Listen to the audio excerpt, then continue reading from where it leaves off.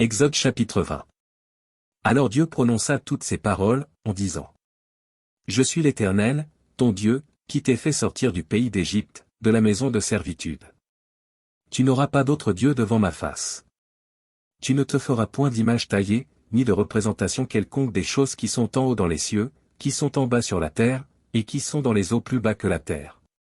Tu ne te prosterneras point devant elles, et tu ne les serviras point, car moi, l'Éternel, ton Dieu, je suis un Dieu jaloux, qui punit l'iniquité des pères sur les enfants jusqu'à la 3e et la 4e génération de ceux qui me haïssent.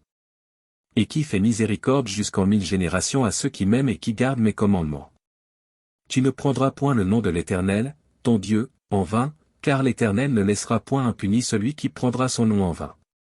Souviens-toi du jour du repos, pour le sanctifier. Tu travailleras 6 jours, et tu feras tout ton ouvrage. Mais le 7e jour est le jour du repos de l'Éternel, ton Dieu, tu ne feras aucun ouvrage, ni toi, ni ton fils, ni ta fille, ni ton serviteur, ni ta servante, ni ton bétail, ni l'étranger qui est dans tes portes. Car en 6 jours l'Éternel a fait les cieux, la terre et la mer, et tout ce qui y est contenu, et il s'est reposé le 7e jour, c'est pourquoi l'Éternel a béni le jour du repos et l'a sanctifié. Honore ton père et ta mère, afin que tes jours se prolongent dans le pays que l'Éternel, ton Dieu, te donne. Tu ne tueras point.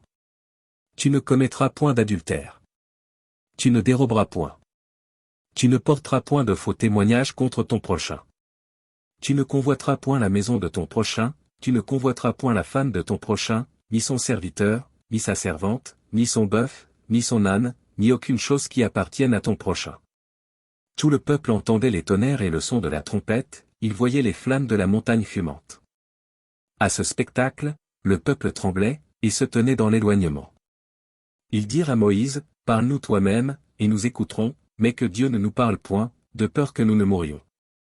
Moïse dit au peuple, ne vous effrayez pas, car c'est pour vous mettre à l'épreuve que Dieu est venu, et c'est pour que vous ayez sa crainte devant les yeux, afin que vous ne péchiez point.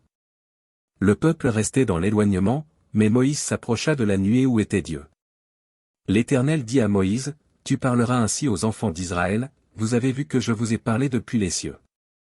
Vous ne ferez point des dieux d'argent et des dieux d'or, pour me les associer, vous ne vous en ferez point.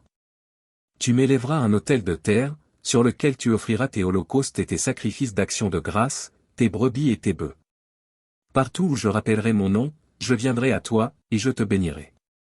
Si tu m'élèves un autel de pierre, tu ne le bâtiras point en pierre taillée, car en passant ton ciseau sur la pierre, tu la profanerais.